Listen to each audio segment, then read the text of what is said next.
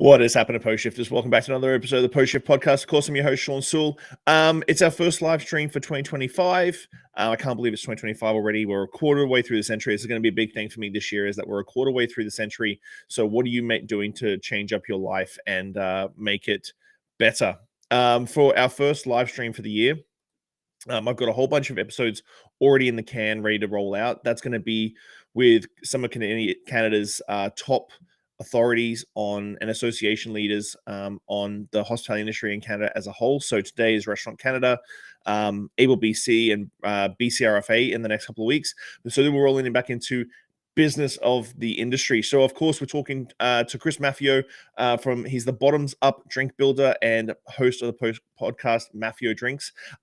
If you are a small brand, whether you're a bar, a restaurant, a small craft distillery, a brewery, a winery, anything, this man's going to be able to give you some really good in-depth knowledge on how to build your brand up.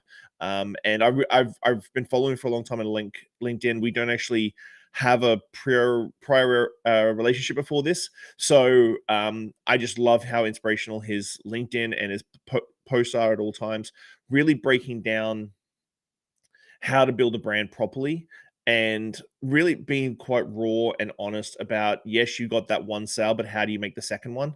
So I'm really looking at having this conversation with Chris. Welcome, Chris. Thank you so much for your time. Absolutely. Thank you for having me, Shawn. Like it's a pleasure. It's been a while. We've been following each other for a while, and now finally we are speaking to each other. Well, funnily enough, I think back in the pandemic days, I don't think it's an app that sort of came and went, and I don't think many of us use it. But like during the pandemic, we had nothing to do. We connected through Clubhouse. Exactly. And we were listening to some rooms, and we sort of put our 2 cents. Anyone who doesn't know what Clubhouse is, it's still kicking around, but I don't use it much. I'm not sure if you do. It was kind of like a chat room that was verbal, and it was kind of cool and fun at the time. And we had like a good 3 to 6 months of Clubhouse relationship there. So that's where we sort of started, because when I actually messaged you on LinkedIn, the last message was actually from the Clubhouse days.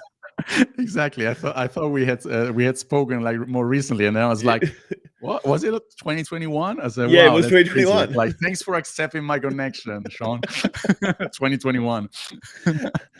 So for everybody listening, give me your 2 cents on where did you get your start? Like how do we get to this stage of Bottoms Up Drink Builder and Maffeo Drinks podcast and stuff like that? Where did you get your start?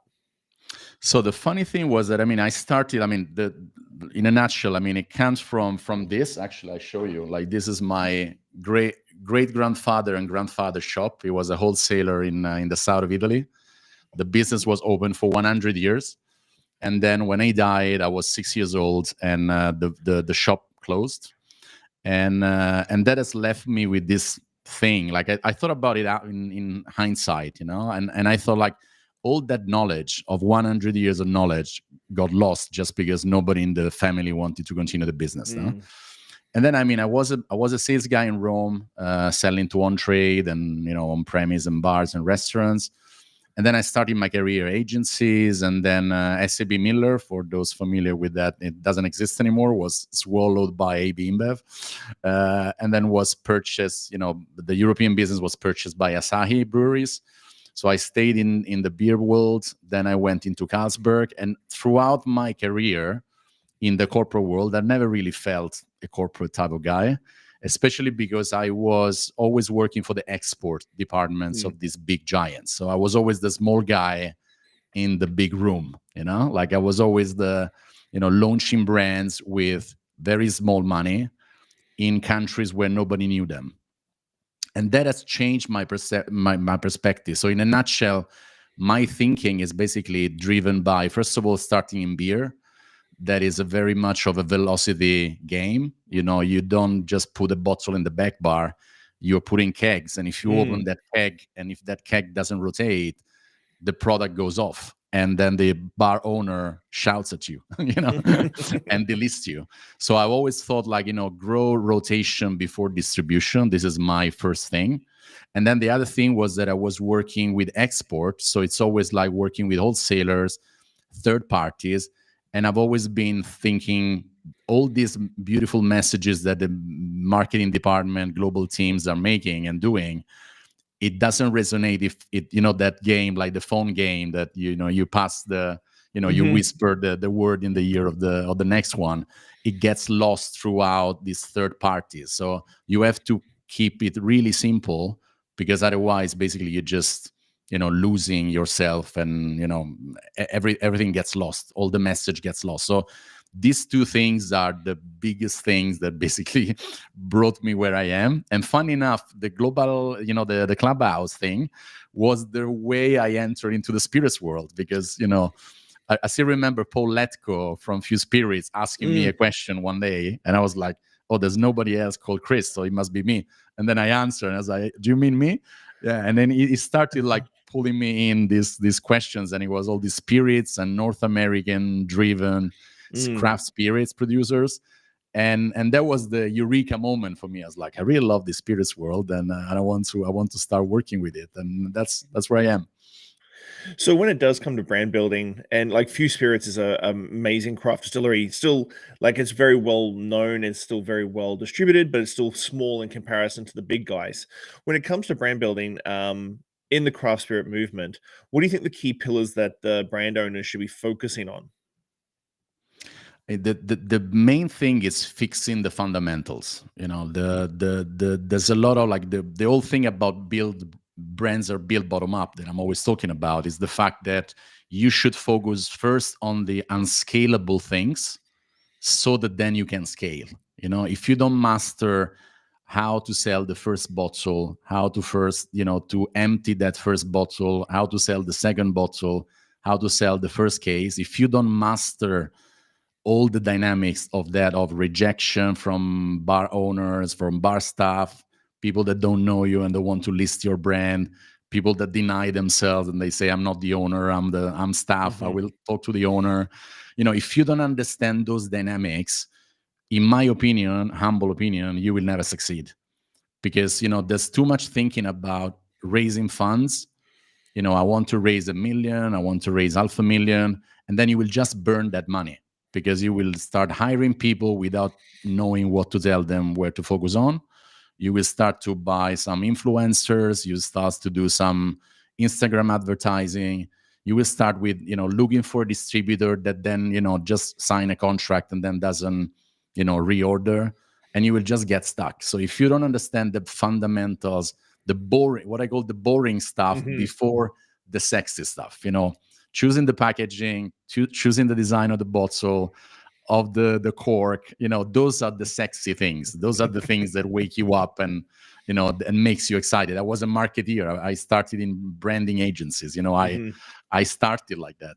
But then in the end, it's just like the rubber hits the roads, and what happens next. Do you think that's like, because I work with a lot of craft distilleries, I've helped develop a lot of spirits, like just the juice in the bottle. I've had my 2 cents on like bottle design and a few other things that sometimes get listened to, sometimes don't. Do you find that a lot of well, I think any section, like it's very passion versus business, and they're very passionate about, and this goes down to restaurants, comes down to bars, comes down to everything. Oh, I really love making wine, or I really love wine country, or something like that. How do you sort of broach this with ownership when it comes to being, you can see they're so passion driven, but the business side of their brain is sort of like empty? That's funny, because actually, like a couple of days ago, I had a bit of an exchange with someone on LinkedIn. I had written one of my posts that I repurposed because I like them, and I say, 99% of drinks builders that I speak to, brand owners I speak to, they don't like to sell. They don't want to sell, And this guy replied to me and I said, I'm a creator, so of course I don't like to sell and I don't want to sell. And I said, yeah, but then you should have someone in your ownership, a partner, an investor, or whoever that goes out there. So you can stay at home while this person is going to go out, because you cannot just create in a kind of like alchemy. I'm based in Prague, so like a Rudolph II, type of way, with alchemists in the castle, without going down into the city and selling your potions. So this is the biggest challenge, because it's a passion industry. You don't enter.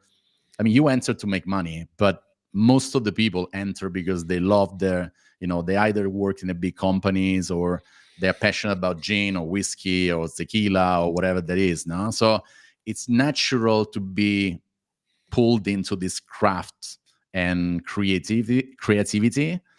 But then you have to understand that nobody's waiting for your product. I mean, nobody's waiting for that. So either you just go and really understand and build these relationships, or you don't succeed.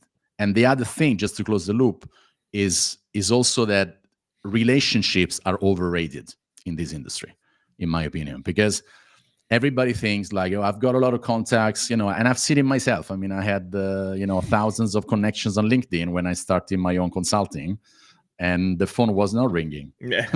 despite the fact that everybody said that they were loving working with me, nobody called me.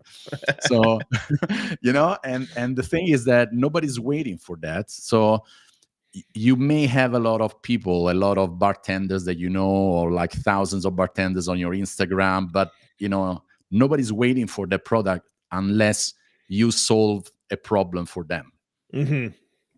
Yeah, I've had a lot of friends go from the bar side of things and become like reps for distribution companies. And they're like, oh, it's going to be easy because I got tons and tons of contacts. I'm like, yeah, you've got tons of contacts. You're going to call on those contacts. Are they going to buy anything from you, or are they just going to do you a favor and buy something from you once?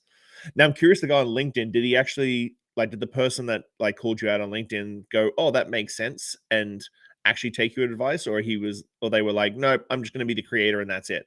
No, I mean, like he put a hand clapping sign under that, so I guess he got it. No, but I mean, like it's also like sometimes, especially because I don't own a brand, I own, let's say, my brand, Maffeo drinks, that's my brand, and it's funny how similar building a podcast and a consulting business is to building a product, because that's the dynamics are the same, and so when I'm kind of like shouting out there, I'm shouting to the mirror, I'm shouting to myself, when I say get out there, dear brand owner, I'm actually saying it to myself, so I don't want to be perceived as the smart guy in the room that knows it all. It's just because I'm pushing myself and I hit that wall all the time, and that's how I know. So there's no right or wrong, first of all, and there's no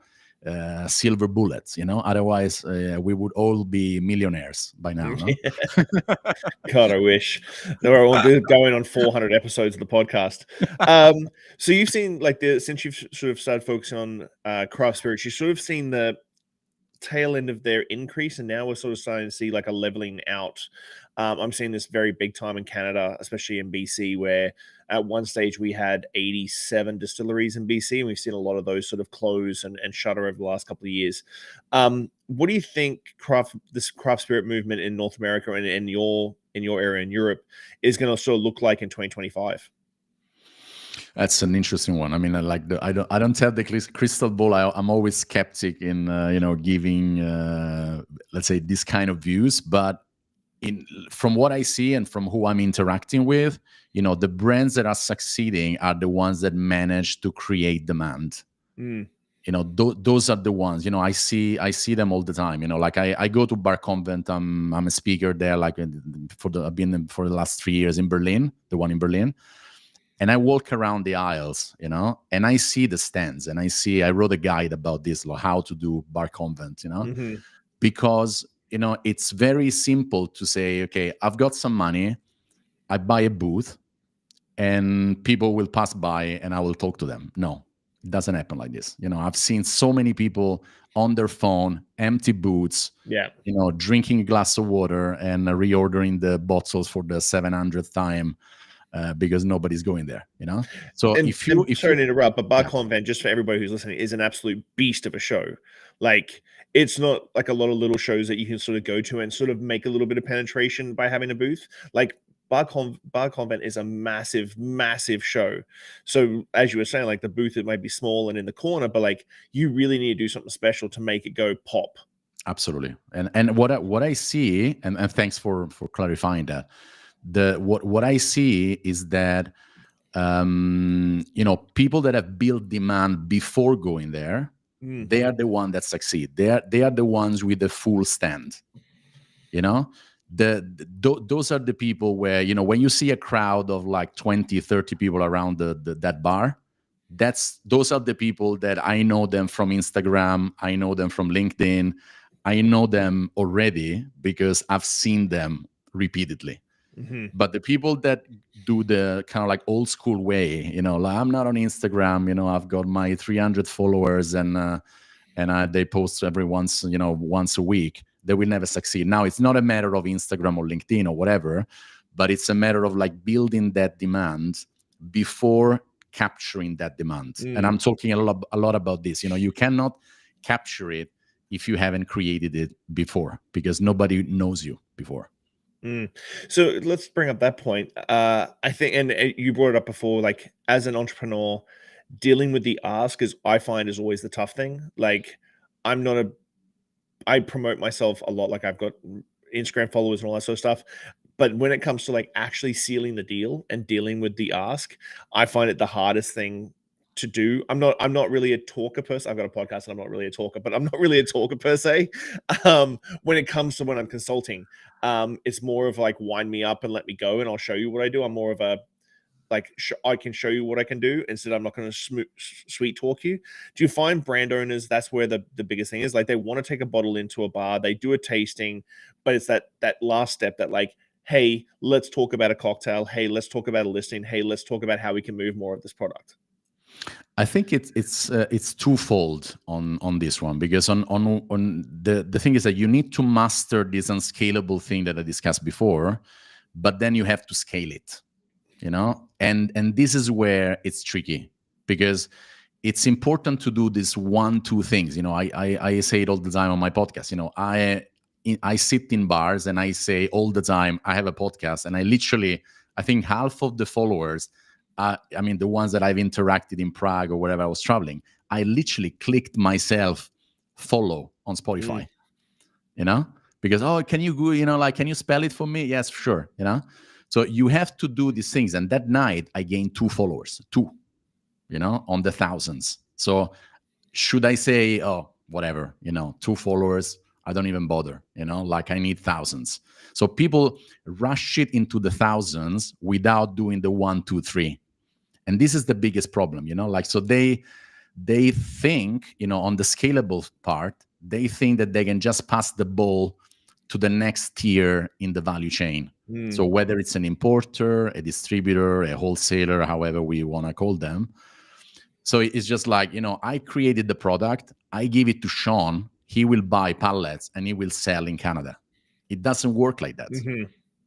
Either I have my man or woman in Canada to help you sell and deplete that, pallet, or you will just like it will just sit next to your other zillions of pallets that you have in your warehouse.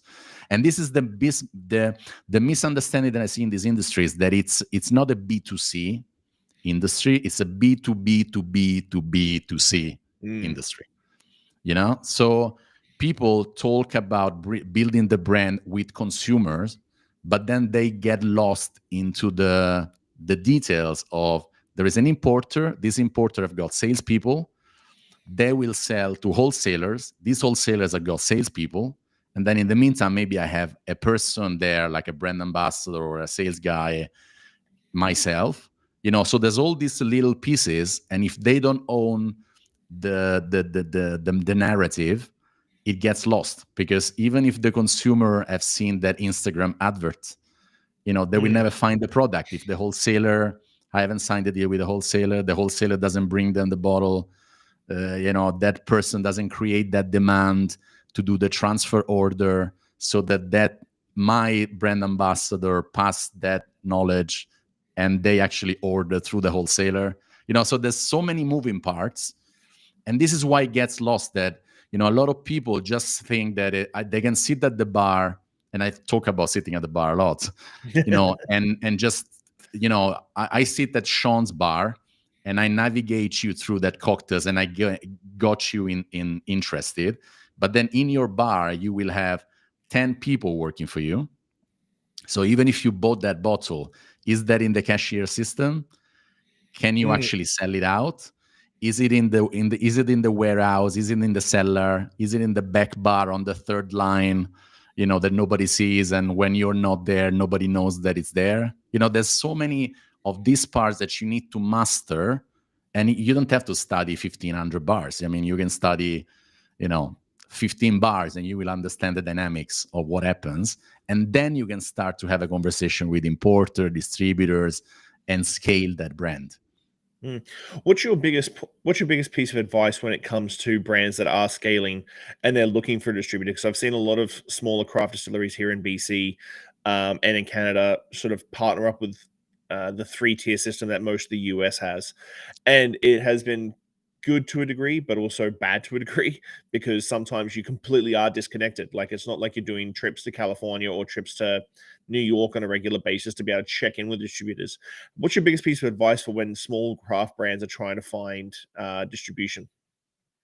I mean, the first thing I say, it's always like, first of all, own your, win in your home turf. Mm, That's the first thing, because if you're a Canadian spirit or wine or whatever, you have to be known where you're from. Because otherwise, if I sell an Italian gin and nobody knows it in Italy, mm, it's a gimmick kind of thing, no? The second thing is that when you open markets, open them one by one. Focus on the first one. You've got your home turf and the first export. Then you've got the first export and the second export. But a lot of people, they want to open many export market just to put it on a PowerPoint deck for investors. mm, Present in 15 markets, present in 25 markets across 5 continents. You know, it doesn't work, because if you don't have the money to actually do AMP, advertising and promotion budget, and fuel that growth, you cannot do it. So either you fly there or you have that person there, in doing it. And mhm, if you don't have, a lot of people say, but it's expensive. I cannot go to bars and ordering drinks at the bar. I mean, wherever it's legal, and caveat that, mhm, depending on the states and so on. But you can order a drink for yourself. I mean, that's legal. No?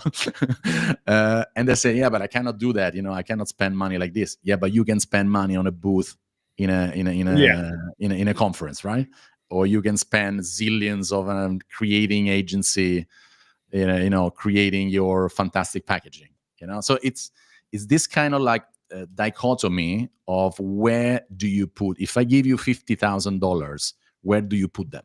mm, That's ultimately the litmus test. And then from that, you understand where to go and how to grow there. Because if you cannot go to California, don't look for an importer into California, mm, because it will just sit there. yeah.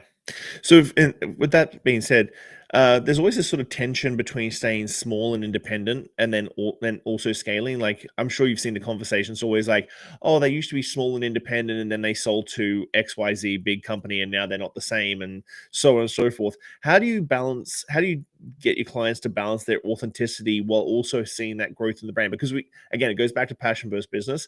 If they do have a good business acronym, they sort of go, okay, well, my goal is to sell. Like that's what you should be building your brand to eventually do so you can retire. You don't want to be doing this till you're 105 years old. So how do you get your clients to balance authenticity and growth in the brand when it comes to like that sort of that next big step? That's the $1 million question, Shawn. The first thing for me is, it's like in life. It's about walking the talk. So if I build my brand and I'm always talking, for example, about the legacy of my Mhm. family and my great grandfather, my grandfather, then if I were to sell Maffeo drinks, then people would say, like, what the hell is this guy talking about? He was talking about his family all the time, and then he Mhm. sold it to a conglomerate. No? So that's the first thing. The second thing is about, what I see, the brands that are succeeding for me when they do that shift is, first of all, is the one that they stay involved into the business. Mhm. So if the new owner is wise enough to actually keep them in the business as the face of the business, first of all, most of the consumers, they won't even notice that brand was bought by someone. And then if they keep that consistency of liquid product, the narrative, messaging, then it stays consistent. It doesn't matter who's put the money behind it. I mean, like, because if that helps me grow my scale, it means that I will bring this product to a lot more people. So I'm actually doing something nice for everyone, for not only for myself, But then if they sell it and then all of a sudden, it just like disappear because it disappear in a portfolio of one of the big top 10 spirits producers, then all of a sudden it's just like, okay, yeah, whatever. They changed the recipe or whatever, it's not as it used to be. And then all this kind of like conspiracy theory about liquids, kick in, and it's like, no, they removed the botanicals, like they removed 10 of the botanic, like all these kind of stories that sometimes are true, sometimes are just like BS, and this is, so that's what I would say. I think we talked about in the green room, like the last episode I did in 2024 was Ford's with Simon Ford. And then I think he's a perfect example of like that scalability while still having very, very strong grasp on his brand. Absolutely. I mean, like I've seen, I see constantly, I see many brands that, I don't even notice, or maybe when I tell someone, I said, no, but it's not, it's owned by this company now. Really? Is it? I never know. And people don't care in the end, because, if you, I mean, I want to have that bottle and that liquid, and I want to do a gin and tonic or a Boulevardier or whatever. And if it tastes the same, I don't care who sold it to me. Like if there's economies of scale, and actually maybe it's even a better deal for me than what it used to be, because now, the production is actually getting cheaper, or, I can get it in a more effective way. So be it. So with there being so much competition, we've sort of talked about like sitting at a bar as a bar and brand owner and that sort of thing. How do these small brands really carve out a niche, especially in the US market? I'm not sure too much about the European market when it comes to kickbacks and stuff, but like in the US, like big brands go, I'll give you money back, or I give you 13 on 12, that sort of thing. I was in Singapore for 6 months and everything's a deal in Singapore. Like everything can have a deal. How do the smaller brands compete against that? That's a challenge. I mean, first of all, what I would firstly say is that if you take, because I've been working for, more than 30 markets in the world, on beer first, and then now on spirits. And, ultimately when you see that there's always this dichotomy of big and small brands, but actually in many cases, these big brands, when they are global giants, they actually strong in a handful of markets. The handful of market, like 3, 4, 5 markets, make 90% of their sales. Which means that all other markets, they're actually small brands. So now they've got money more than you as a small producer. But if you are well funded, I wouldn't bet my money that they are better off in terms of money than you are.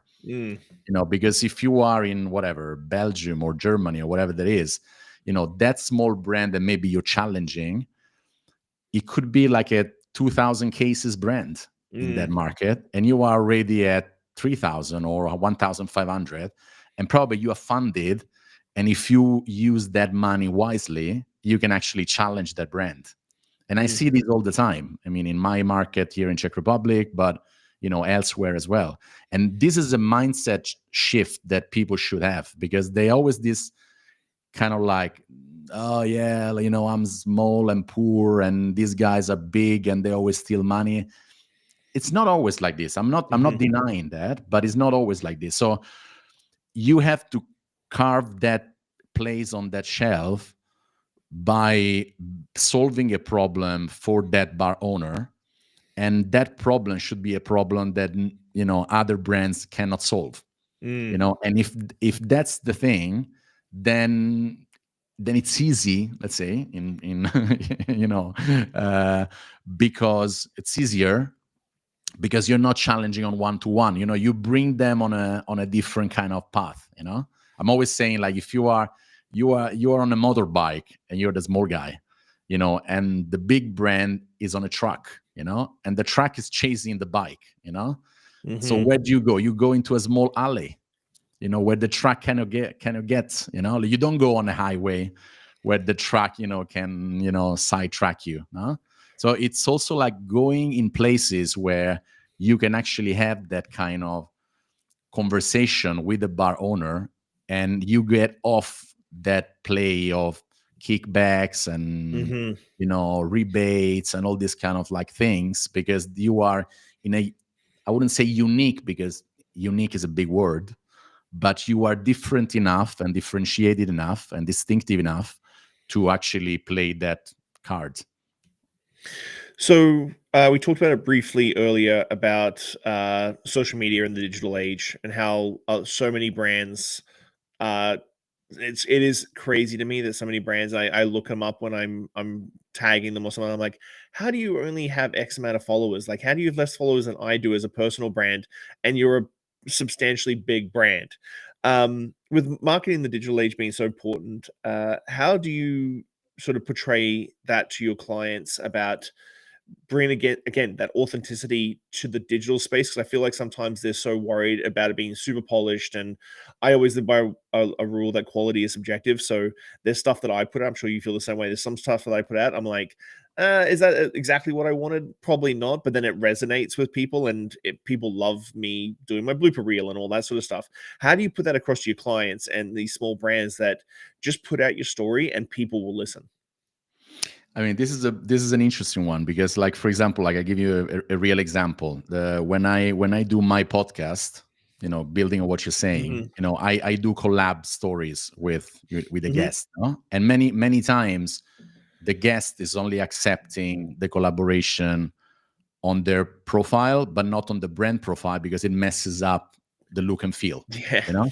But it's like, I'm giving you a platform, for getting into thousands of people. I mean, it's listened on 115 countries now, my podcast. So, you are worried about your polish because I have a red, because that's my corporate color, and you don't want to have it because yours is green or purple or whatever that is.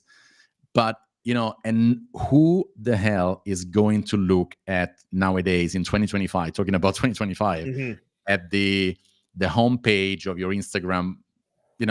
People are just kind of like scrolling on these, like tum tum tum tum tum, thumbs up, thumbs up, thumbs up. Who is looking at that? So to that point, I mean that it's about building relationship, and this, for example, this collabs on Instagram, it's a door opener. I mean, like, for me, it's a big winner, because everybody, I gain from being into your network, you will gain into being in my network, and all this kind of thing. And this works with bars at the same time, like, because this whole conversation goes with bars. I can do a fantastic cocktail, I tag an outlet, and then maybe they don't accept the collaboration. But, basically all the people following me will know that there is a fantastic cocktail in your bar, and they may not know your bar. So why don't you accept it? And now, not just like, bitching about the, the collab, but you know what I mean? It's like a mindset thing. That's what I'm getting. That it's like, like you're talking to, I don't know, influencers, and spending a lot of money on influencers because they show your bottle for 30 seconds on their channel, while, you are just like worried about, image, and the interesting thing is that, this is the big winner for visibility, because nowadays, I mean, big brands, if you think about big brands like, logos and neon lights and POS material, glorifiers, now cool places don't want to show those things, and sometimes I'm challenged as like, oh, we don't have enough visibility on that bar. Yeah, but that bar is posting cocktails with your product, tagging your profile, and thousands of people are seeing it. While if who the hell is looking at the glorifier in the back bar with the illuminated sign that nobody cares because they ordered at the table? So it's this kind of like new mindset that everybody should have. Bar owners, bartenders, brand owners, everybody should take and embrace this digital amplification that everybody talks about, but nobody knows what it is. Yeah, content is content. that doesn't like if someone I agree if someone tags you and you don't share it to a story or you don't like collaborate with them, it's really really tough. It's always been a tough thing with me in the podcast. Like sometimes I've had people on and they will not share it to any of their social media. I'm like, come on, man. What we just had a like wonderful hour long talk. Why aren't you sharing this stuff with your network to help me out? I'm sharing it to my network to help you out. So like it's a win-win situation. And yeah, a lot of brands just because I run a cocktail bar, I tag people and I tag brands, and then I will get just silence, and I'll see that they'll leave me on red. They'll leave me on red Yeah, on no, Instagram, and I'm just like, come on. no, but this is also, for example, on the big brand side. I work with many big brands as well, and they've got global accounts, and they don't want to do local accounts on Mm-hmm. Instagram, for example, no. And it's like, yeah, but if you don't accept my collab, nobody. I understand it from a global standpoint. Like nobody cares about a great boulevardier with that brand in Prague. Like Yeah. fine, but then let me have a Czech Republic Yep. account. No, because we need to control all the information and so on. But if you are exporting to that country and you trust that distributor to handle your product, why can't you trust them to handle an Instagram account? I think it's a Yeah. little bit, you know what I mean? Like it's, and this is, going back to your question about 2025, if people were to do more wisely Instagram as a media, it could be LinkedIn, it could be anything. Mm-hmm. People would gain so much traction that they are sitting on a on gold, and Mm-hmm. they're just like sitting there and they're not using that. Mm-hmm. What's one piece of advice for someone starting a craft brand in 2025 that you would give them? And what do you see as the common mistake that most brands make when they start up? I'm trying to think of something I haven't said yet. We've covered um, a lot. yeah, I mean, like the main thing is don't take ownership of the 100% of that journey. Like there is too much. That game, like we used to call it like I don't know what's the name in English. In Italian we call it like patata bollente. It's like the hot potato. Okay, yeah, yep. Like you're just like passing it not to get burned in your hands, no? So very often it feels like these bottles are like that. I want to give it to the importer. It's yours now. No, no, no, it's not mine anymore. Like now it's up to you to do it. So take accountability for that. Don't just, if you send that email, if you ship that pallet, if you ship that case, don't think that the invisible hand will Mm-hmm. sort it out. The visible hand doesn't sort anything. You have to take that hand and show them where to go. So, and this is the biggest mistake I see all the time. That is like, oh, I thought that, like the Romans used to say, Mm-hmm. stultum est dicere putabam. It's stupid to say, I thought, it's a 2,000 years old, so kind of like saying. So I guess it has some traction there. No? It's like you just, you just go and follow up what you're doing. Mm-hmm. And then you will understand so many things that you're taking for granted. In North America, we say when you assume, you make an ass out of you and me. That's fantastic. So on a personal entrepreneurial level, what's your big plan for 2025 for yourself? My big plan is I'm working on digital courses. Nice. So I want to really offer a solution, because until now I've been mainly talking about content, like generating content, but then I really want to create solutions for people. So really like how to get on a cocktail menu, how to get to the sell the first bottle to the first bar, these kind of things that I can package, and then people in 40 minutes of me talking and going through some slides can actually click and buy without having to read many newsletters or listen to many podcasts. And this will go in tandem with of course what keep on doing, which is the podcast and all the other things that I'm working on. Nice. So at the end of episode, I always do 5 deep questions. And so there are 5 deep questions for every entrepreneur and every guest that I have. So, what is one lesson or experience that has shaped your perspective the most, and how do you carry that forward in your life? Huh. What could this be?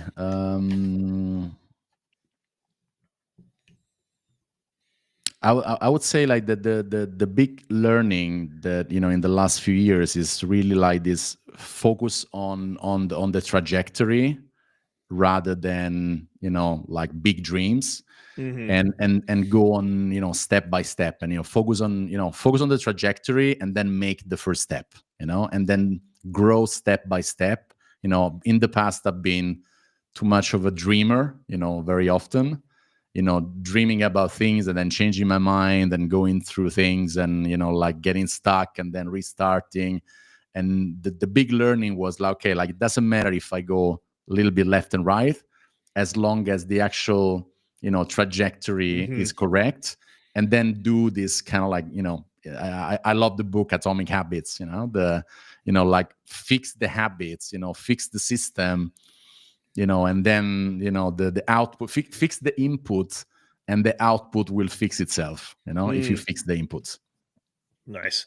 If you could leave one lasting message or piece of wisdom for the world, what would it be and why? That's a big one. um I would say never take things for granted, and always, always check if it's even if you blindly believe it. Always check, and you don't make a you don't make a sin if you're checking just to be sure. If you could leave, sorry, looking back on your journey, what is something you wish you understood earlier in life? It would be about keeping things simple. Mm. It's funny that sometimes I'm overthinking all the stuff that I'm discussing here, and then I go back to my computer, and then I found a document from 5 years ago, and that's exactly what I had as an intuition today. And I'm like, what the hell have I been doing for the last 5 years? I knew it all. So sometimes it's like, don't second guess yourself. If you just trust your gut, and if it's simple enough, just go for it, and then fix it as you go, rather than waiting for perfection and then not starting. Mm. How do you find success, and has that definition of it changed over time? Success. Definition of success. Hmm. And has it changed? Um, yeah, definitely. I mean, like definition of success. I mean, when I was at university, I think it was like making a lot of money, and now success is really like doing stuff you're obsessed with and you're passionate about, uh, and focusing on the lifestyle, and bridging that passion with a lifestyle, and scaling that rather than scaling money. If you can Mhm. make enough money to live, but doing what you love, which I guess it's what I do and what you are also doing, otherwise we wouldn't be talking to each other tonight. Then it's fine. And I see so many people that are just like craving for money and doing a job that they hate Mm. just because it brings them money. And this is like one of the decisions that I've done to leave corporate life, because it wasn't making me happy. And then I decided, let me jump off the rail now that I'm, at a good level, but not at a crazy level where Mm. I need to fuel that machine. And I've got already like 2 villas and 5 cars and 1 boat, and then I cannot leave this job because I have to maintain all those fixed costs. Yeah. What do you hope your legacy will be, and what steps are you taking to build it? My legacy is really like, I hope that it will be about keeping things simple, and building brands from the bottom up. Like, this is what I really love, when people stop me in the at BCB or whatever, and they say, hey man, brands are built bottom up. Like, I know that I'm going the right direction. And it's about, making people, I wouldn't call it like, it's not only like the solving issues for people, but it's really like when I get a message on Instagram or LinkedIn by someone and say, man, a lot of the stuff I know about this industry is thanks to you. Thank you, your podcast. You're doing great. Often that person hasn't paid me anything. They haven't bought a subscription. They haven't bought a course. They haven't bought a consultancy. But those are the people that basically give me that, feedback and tell me that I'm going the right direction, that I'm changing even like the life of someone, in a small sense, but I'm actually doing something. So this is like the steps that I'm taking is basically like keeping on sharing my knowledge so that knowledge doesn't get lost and I don't end up like I was when I started, when I lost the 100 years of knowledge of my great grandfather and my grandfather, and I had to rebuild it. Look at that. We literally started with that comment and we've gone all the way around back to the exact same comment. That is like the perfect way to end the podcast. Chris, it's been fantastic talking to you. And honestly, as I said in my introduction, like I just watch you on LinkedIn and that sort of thing. And the stuff you say, I do agree that you put that stuff out in the world and it for free. The people aren't necessarily paying you for it or anything like that. And people are actually taking a ton of value away from that. And hopefully putting it into play for their brand themselves. Fantastic. It was a great chat and a pleasure to finally get to spend a little time together. Yeah, let's like in 2025. Let's try and meet up face to face and have a coffee. I would love to. Okay, man. Well, thank you very much for your time, man. Cheers. I appreciate it. Thank you, Shawn. Thank you, Chris. Ciao. Bye.